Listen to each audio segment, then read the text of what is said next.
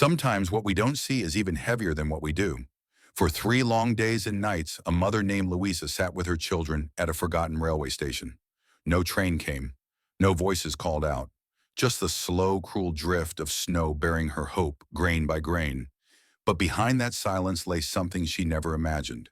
A truth that would change not only her fate, but the way she saw love, trust, and belonging.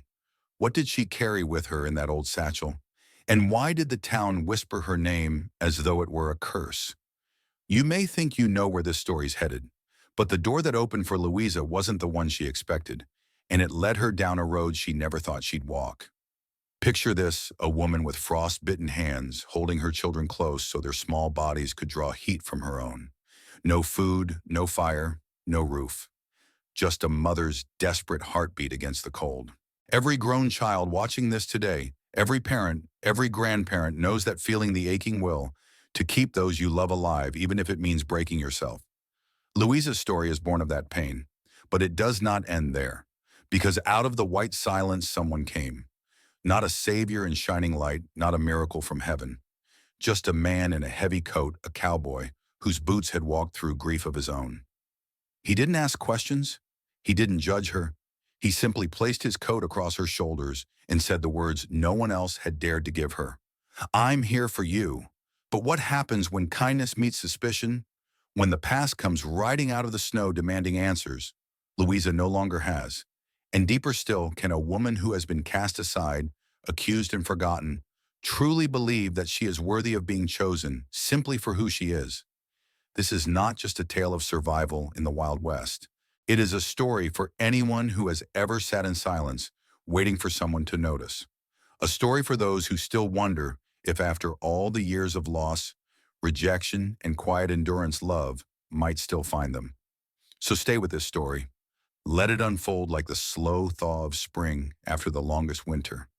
Because what waits ahead for Louisa and for the cowboy who dared to see her is not just survival. It is the possibility of a new beginning. Would you like to know what happened next when the storm gave way to something far greater than either of them expected? The Wyoming winter did not arrive like an army. It seeped in like a memory that refused to leave. Snow fell without hurry, softening the fences and the far cottonwoods until the whole valley looked as if a careful hand had erased its hard edges with the heel of a palm. Wind threaded through the porch boards of the one-room house at the edge of town, searching for a way in. Margaret Hale, 50 years old and small, in the way that comes from years of making herself take up less space, sat on the step with a wool shawl pulled like a question mark around her shoulders. The shawl was the color of old smoke. It carried the faint, clean scent of lye soap, carefully preserved like dignity when a person has nothing left worth polishing. This was the sort of night when sound went thin. No church bell, no wagon wheel, only the distant chuff of cattle shifting against the cold, and the occasional crack of ice loosening from the river's edge down in the cut. Above her, stars stung the sky. Under them, Margaret kept still as a lantern with the wick turned low. She had made a life out of stillness. At 16, she'd been pressed into a marriage by a ledger and a man's pride. At 30, she had learned the quiet skill of packing pain neatly away as if it were a shawl to be folded and set on a shelf. At 40, she had discovered how to start over in a place that remembers everything. And now at 50, she knew what could not be taken, the way she said grace over the small things, the way her hands stayed gentle even when the world did not. Inside the house, a kettle ticked over embers. The room smelled faintly of starch, pine pitch, and last night's onion stew. On the table beneath the window sat the few items that told the story of her years: a mended blue dress, a book of psalms with the corners worn soft, a tin of straight pins that clicked like distant hail when she moved it, and beside them a small canvas satchel much older than the house, and perhaps older than the woman who carried it like a witness through the years. The satchel's drawstring was leather darkened by oil and time. The bag sagged with a quiet weight that did not seem to match its size. Margaret had never opened it.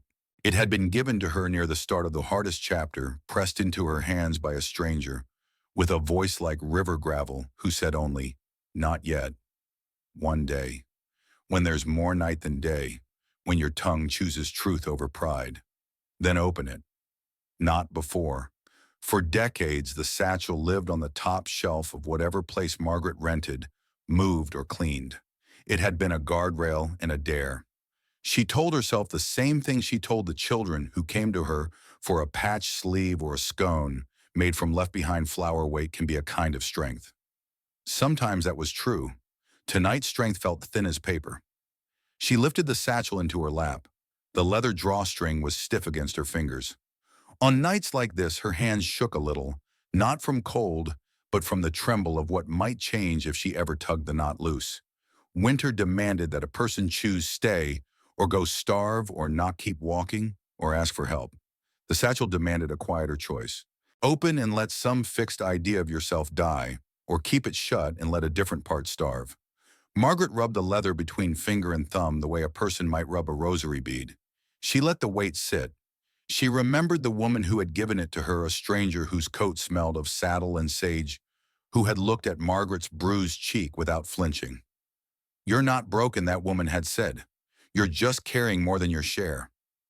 The wind lifted, snuck under the eave, and flattened the shawl against Margaret's chest. She set the satchel on the table under the window and lit the lamp.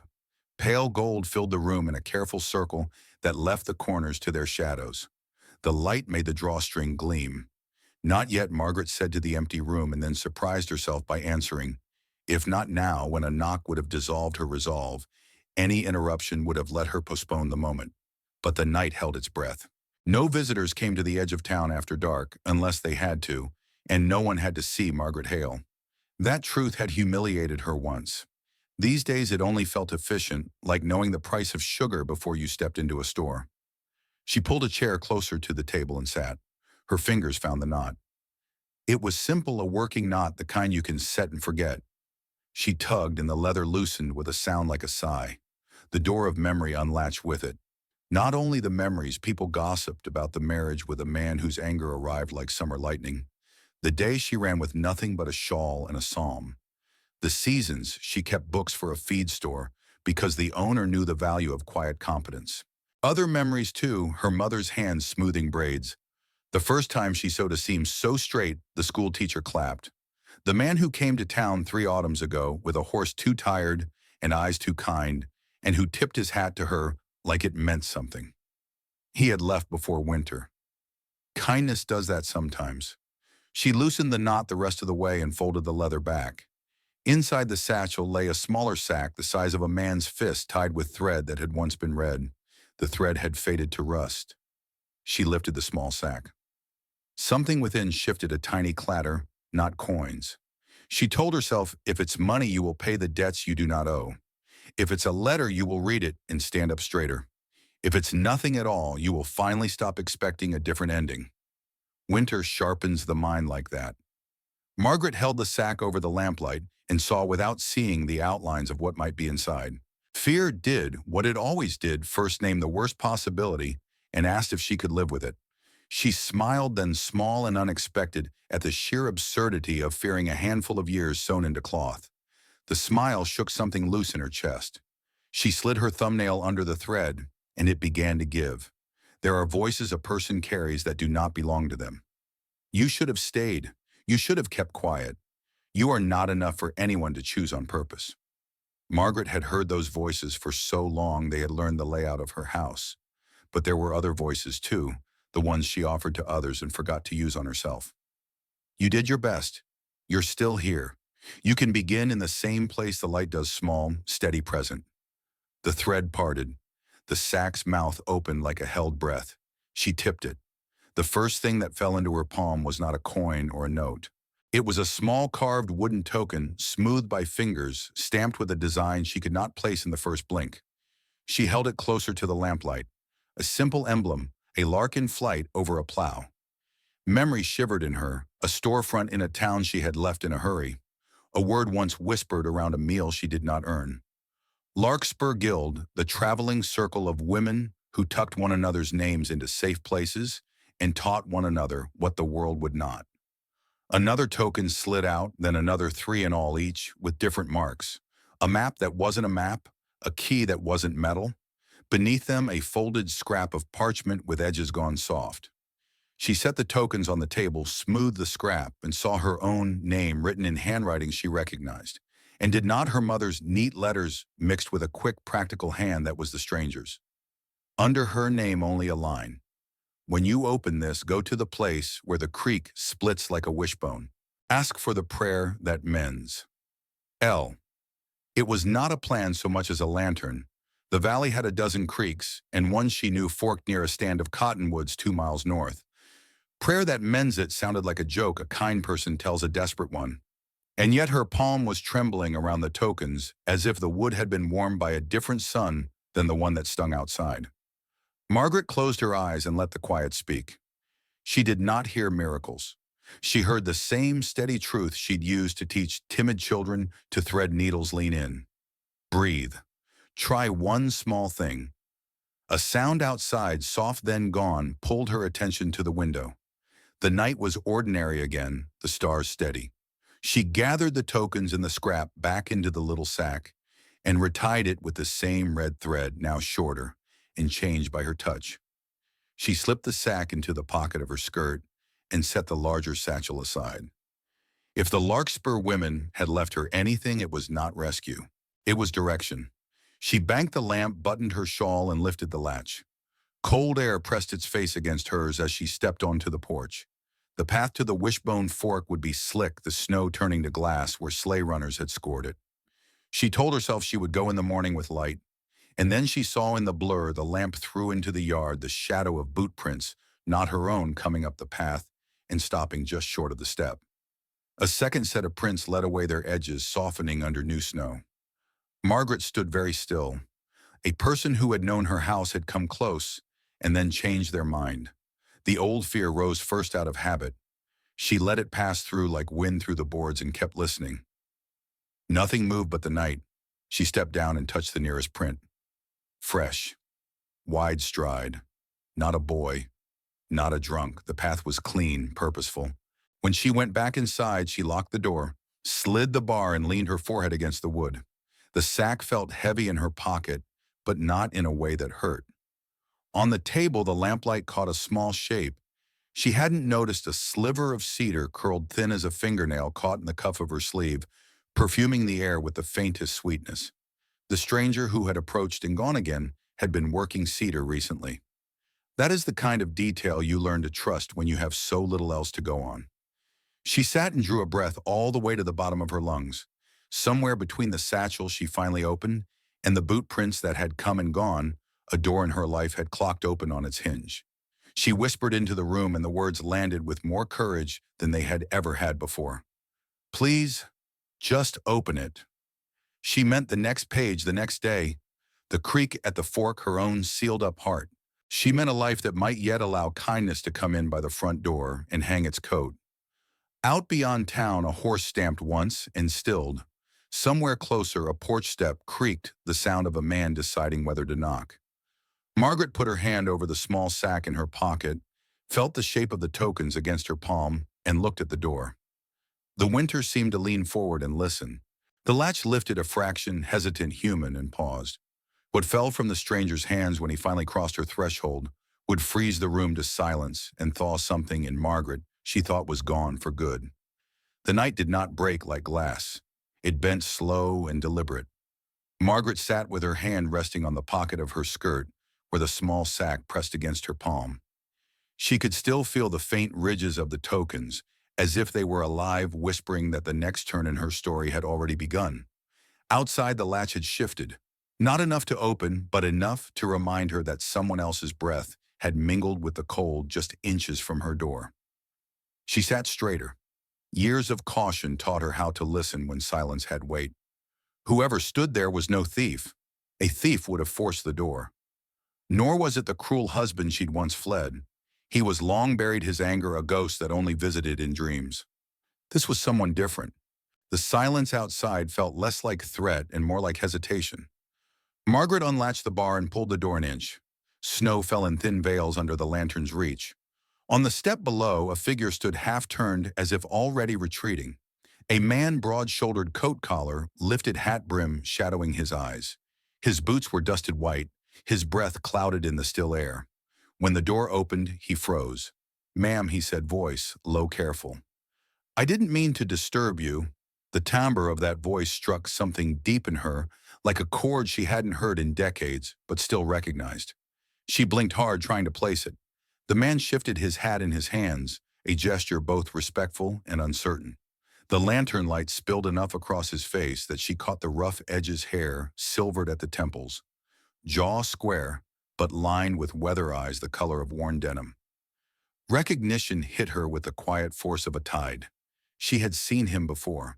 Not here, not in this valley, but years ago back when her hair still held streaks of auburn and her shoulders had not yet learned the curve of shame. She whispered his name before she could stop herself, Thomas Avery. He blinked startled as though he hadn't expected to be remembered. Then he gave a half smile, the kind that belonged to someone unused to smiling, but willing to try. Margaret Hale, he said slowly. So it is you. The years between them folded like an old quilt. Once long ago, Thomas had been the hired hand on her father's land. He had been younger then, quiet, a man who fixed broken gates without being asked, and looked at her with something like admiration he never dared voice.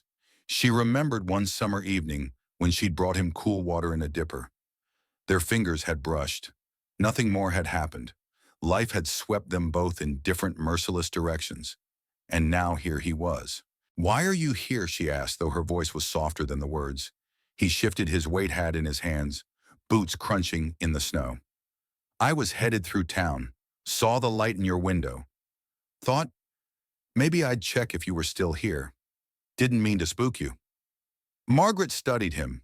He carried himself differently now, steadier, as though years of hard labor had tempered him into something even stronger than the boy she remembered. His eyes, though tired, carried warmth. "Still here," she said, almost laughing at the understatement. Still here meant surviving winters alone, mending her own fences, counting every penny, living in the shadow of all she'd lost and endured. Still here meant not gone. Thomas's gaze lingered on her face, not rudely, but as if he were taking in every line, every truth the years had written there. Instead of pity, she saw recognition. "I won't keep you," he said suddenly, taking a step back. "You've had enough folks leaving things on your doorstep, I reckon." Didn't mean to add to it. Margaret's chest tightened. The old instinct was to let him go, to keep her world small and safe. But the satchel in her pocket felt like an anchor, pulling her toward a different choice. "Wait," she said. The word surprised her as much as him. "It's cold. At least step inside. Share the fire a while." He hesitated as if he feared crossing the threshold would change more than the temperature. Then he nodded once, he stepped forward and ducked his head through the door. Inside the room was plain a stove with a kettle, a table with two chairs, shelves lined with jars of beans and flour. Thomas looked around slowly, respectfully, as though her small world deserved ceremony. She gestured toward the chair. "Sit, please." He did. The kettle hissed, and she poured hot water into 2 mugs, dropping in the last of her dried mint leaves. For a moment it felt like years folded neatly away, and they were just 2 people at a table again. But Margaret knew better. Time had left its scars. And though Thomas did not stare at hers, she felt them anyway. The weight of what she had endured, the ways she had been dismissed, the truth she had folded tight into herself. Her eyes drifted to the satchel on the table. She had not meant to show anyone but the presence of Thomas his patience. His silence made her hand hover near it. He followed her glance. His brows lifted slightly. "That yours?" She nodded. "Something I was told to open when the time was right." His gaze held hers. "And is it?" The question settled in the room like a warm stone in cold water. Margaret didn't answer. Not yet. Instead, she sipped her tea and studied the man across from her. He was older, yes, but there was something in him unchanged, the same steady quiet, the same willingness to sit without demanding. And for the first time in many years, she felt a stir of something she had thought long buried, the sense that perhaps she was not meant to carry everything alone. The kettle ticked, the fire snapped, and between them lay the possibility of something not yet spoken. In the quiet glow of the lamp, Margaret wondered if the sack she carried and the man before her were both keys to a door she had never dared open. But what truth would fall out if she chose to trust him? The fire snapped in the stove, sending a warm glow across the small room. Yet Margaret felt the chill of her own doubts curling tighter around her bones. She watched Thomas Avery sit at her table, broad, weathered, steady, and felt something inside her split between yearning and fear. It had been years, decades since she had allowed anyone to sit so close to share silence that wasn't laced with judgment or pity. But the quiet now was heavier than she expected. It wasn't empty. It was full of memory of questions of the things she had learned to bury. Her hands worried the frayed hem of her apron. She remembered nights long ago when her first husband would come home drunk, the slam of the door making her heart lurch. She remembered being told she was too much and not enough in the same breath. Too old, too plain, too heavy, too difficult to love. Every word had sunk deep until she had stopped believing she was worth more than scraps of kindness. And now here was Thomas looking at her without mockery, without dismissal. It was unbearable in its own way, because if he saw her as something more, then she would have to face the ache of all the years when no one else had. Thomas set his mug down gently, the clink startling in the silence. His voice was low, careful. "You've carried a hard load, Margaret." The words froze her. How could he know? Her jaw tightened. "People don't like to hear about burdens, Thomas. They like a woman who stays quiet, who makes do." He studied her face. "And did you?" The question sliced through her. She wanted to answer yes, that she had endured, that she had made do. But endurance had not been the same as living, and making do had not healed the places that still ached. Instead, she deflected, motioning toward the satchel. "There are some things I've kept hidden even from myself." Thomas leaned back slightly, his hands resting on his knees. "You don't owe me your secrets." Something in his tone, gentle, not demanding, made her bristle and soften at once. She wanted to believe him, but part of her still carried the habit of suspicion. Men always wanted something. They always set their conditions. Her voice cracked before she meant it. "To every man I've known has either left me, broken me, or bought me. What makes you different?" The fire hissed as sap caught flame. Thomas didn't flinch. He let the words settle like dust before he spoke. "Maybe nothing makes me different, except I don't reckon love's something you can buy or break. It's something you choose, and I've never had the chance to choose it, not really." The quiet that followed was almost unbearable. Margaret felt her throat tighten. No man had ever spoken so plainly to her without the armor of pride or the sting of cruelty, and it scared her more than anger ever had. She rose quickly, pacing toward the shelf just to keep her hands busy. The jars rattled as she adjusted them, though they didn't need adjusting. Her breath came sharp, like a woman running from wolves, though there were none in the room. "Don't look at me like that," she whispered. Thomas's brow furrowed. "Like what?" "Like I'm worth something," she snapped, the words tasting of salt and regret. "Because I can't bear it if you change your mind tomorrow." For the first time, pain flickered in his eyes. Not anger, not offense, just sorrow. He stood slowly, his large frame filling the small room. But he didn't step toward her, didn't crowd her the way men used to. "I won't change my mind," he said simply. Margaret gripped the shelf until her knuckles whitened. Tears threatened, hot and unwelcome. The truth was, she wanted to believe him. She wanted to believe someone could see her scars, not just the ones on her skin, but the ones etched into her spirit and still stay. But old habits die slow. Doubt pressed in like cold wind through a crack in the wall. She wanted to trust. She feared to trust, and somewhere in that tangle lay the part of her that still longed for release. Her gaze fell again to the satchel on the table. Its presence was a weight, a reminder that secrets had their own power. Perhaps inside lay proof of her worth, or proof she was a fool to hope. She turned back to Thomas, her voice trembling. "If I open it, and what's inside is more than I can bear, will you still be here?" He didn't hesitate. "Yes." The word landed between them like a stake in the earth, solid and unshakable. And for the first time in many years, Margaret felt something break, not in despair, but in the slow, terrifying way a cage door begins to creak open. Margaret's hand hovered over the satchel, her heart pounding louder than the fire's hiss. If she opened it now, it could change everything.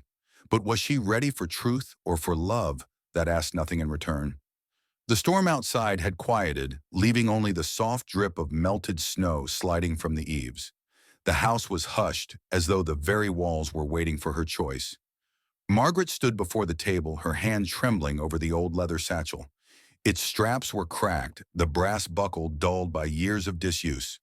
For decades, she had carried it from place to place, never daring to look inside. It had been her burden, her secret, her reminder of the night she lost everything and the night she promised herself she would never trust again. But now with Thomas standing steady in the lamplight, she felt the stirrings of something she had not known in years, courage. Her voice wavered. This was given to me the night I was forced from my first home.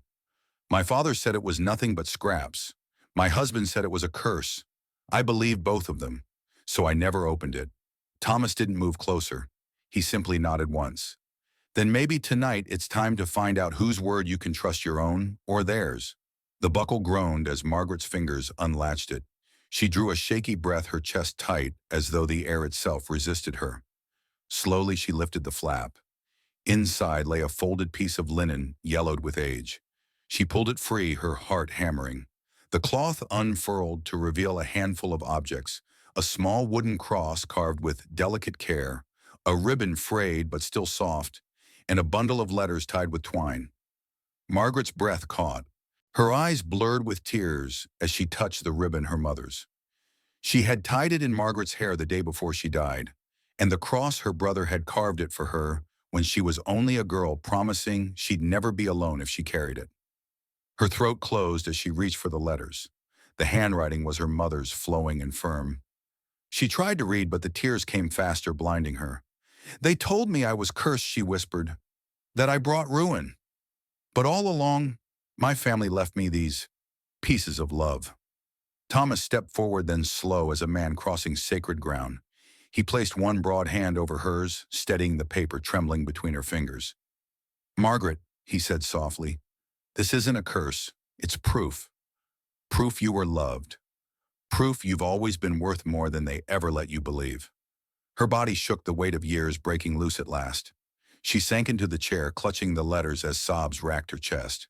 Not the quiet tears she'd always hidden, but a storm of grief and release pouring from a place too long locked away. Thomas knelt beside her, his hand never leaving hers. He didn't hush her, didn't tell her to be strong. He simply stayed a steady presence in the tempest of her release. At last, when her sobs ebbed into shivers, she looked at him through swollen eyes. For the first time, she didn't see pity in a man's gaze, only reverence. "I've wasted half my life believing lies," she murmured. "Then let the other half be lived in truth," he answered, "with no shame, no shadow, just you." Her lips trembled, but they curved into the faintest smile. The fire behind them crackled louder, as if the house itself exhaled. Something had broken open in her, and though it hurt, it was a holy hurt, the kind that healed as it bled. For the first time in 50 years, Margaret felt the ground beneath her spirit shift, not into despair, but into freedom. As Margaret laid the letters gently on the table, Thomas's hand lingered on hers. Hope glimmered faintly in her chest, but so did fear. Could she truly trust this man, or would the world outside their walls tear her down once more? The days that followed seemed to move with a gentler rhythm, as though the very air around the farmhouse had changed after Margaret opened the satchel. The weight on her chest had not vanished. It would take years to loosen every knot of shame and silence. But something new had taken its place, the faint glow of belonging. Each morning, Margaret rose before the sun, her hands remembering the old movements of kneading bread, stirring porridge, setting the table. But now, when she placed the bowls before the children or handed Thomas his mug of coffee, she felt less like an intruder and more like a woman returning to a home she had always deserved. Thomas noticed, though he never said much. He simply carried her firewood without being asked, fixed the loose shutter that had rattled all through the storm, and mended the strap of her worn boots. His kindness was not grand or dramatic, but steady, the kind of care that built a bridge across silence.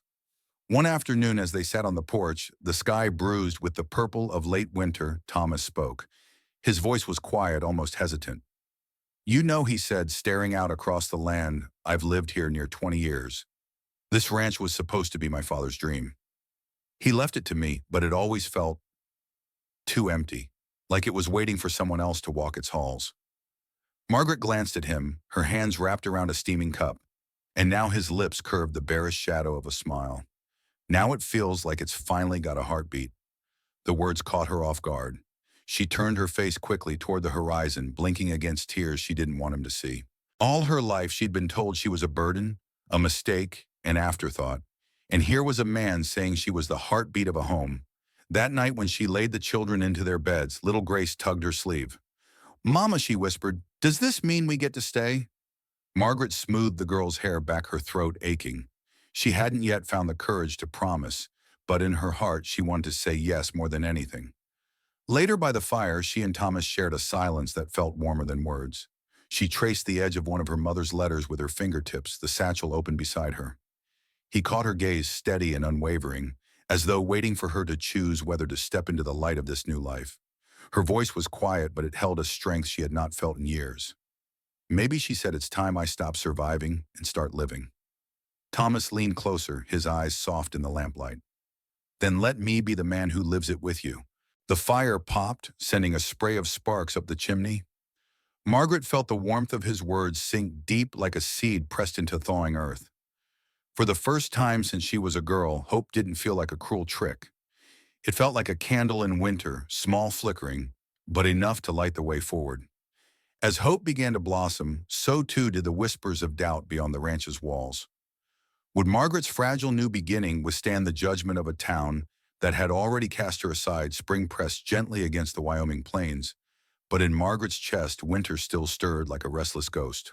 The thaw brought green shoots across the pasture's calves, wobbling to their feet, and birdsong stitched into the mornings. Yet it also brought the return of wagons along the road, the gathering of townsfolk in the square, and with them the whispers. Margaret had known it would come. A woman of nearly 50, once cast aside, did not simply reappear in a community without questions. The past clung to her name like burrs on a hem.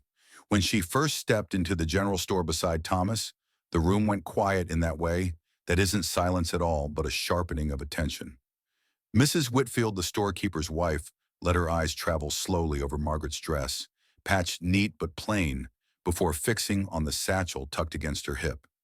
Her lips pressed thin as though holding back words sharp enough to cut. Margaret kept her chin steady, though her palms dampened.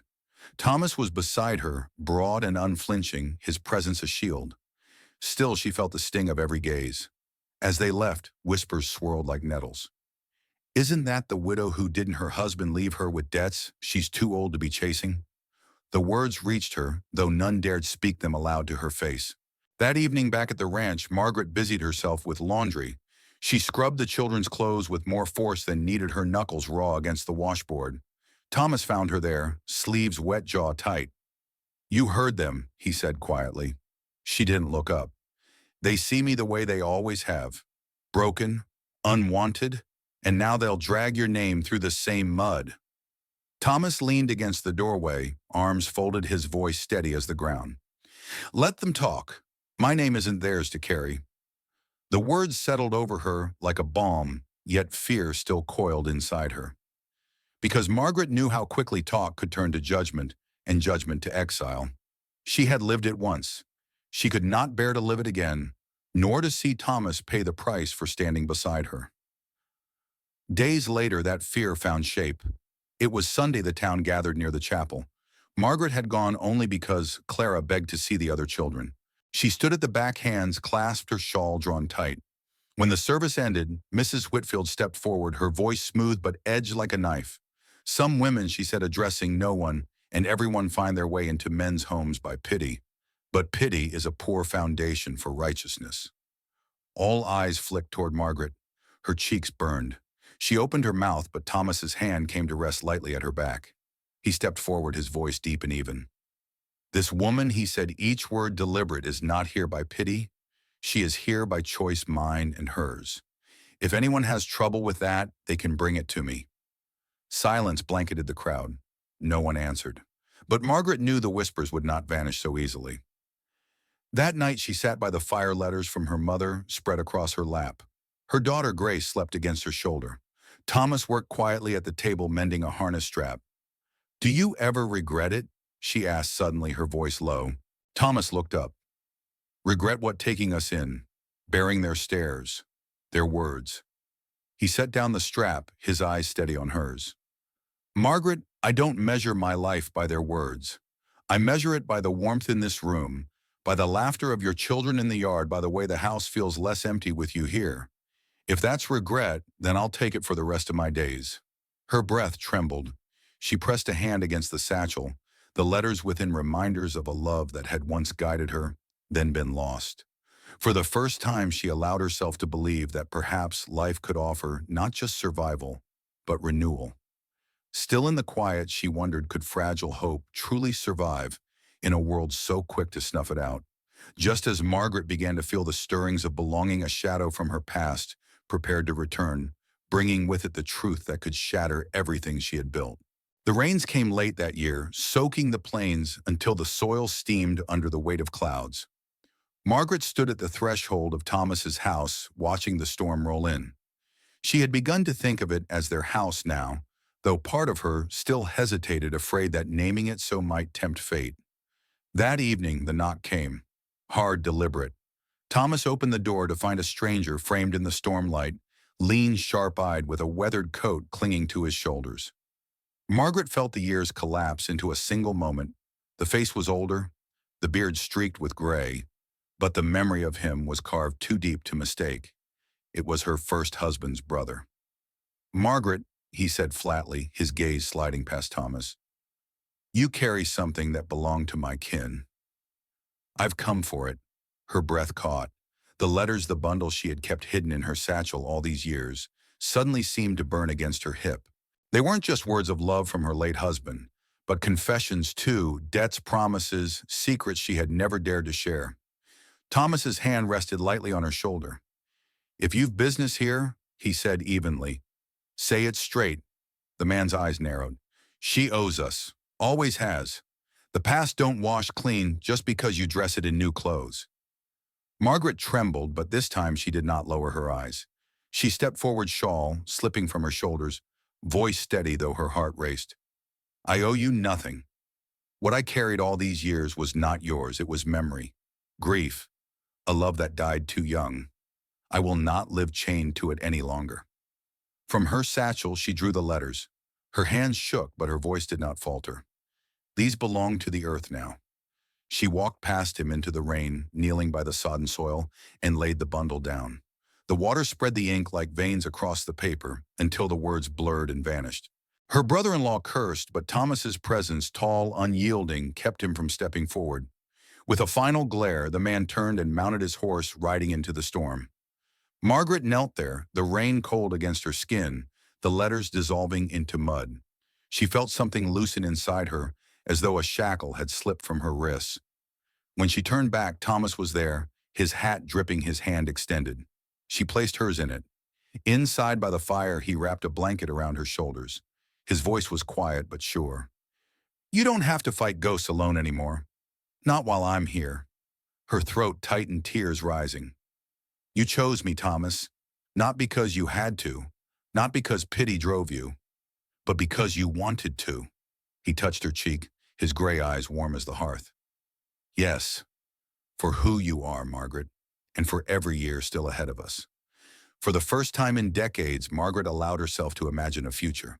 Not one built on fear or whispers or survival, but on mornings of coffee shared on children's laughter, growing into young voices on evenings where silence meant comfort, not emptiness.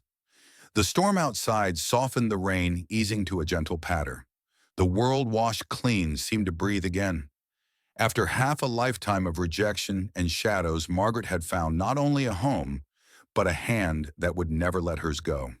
Hope, fragile but fierce, had taken root. Would you like to see how Margaret and Thomas's late-blooming love continues to grow through seasons of trial and tenderness? In the end, Louisa's story is not just about surviving the snow. It's about what happens when one soul chooses to see another.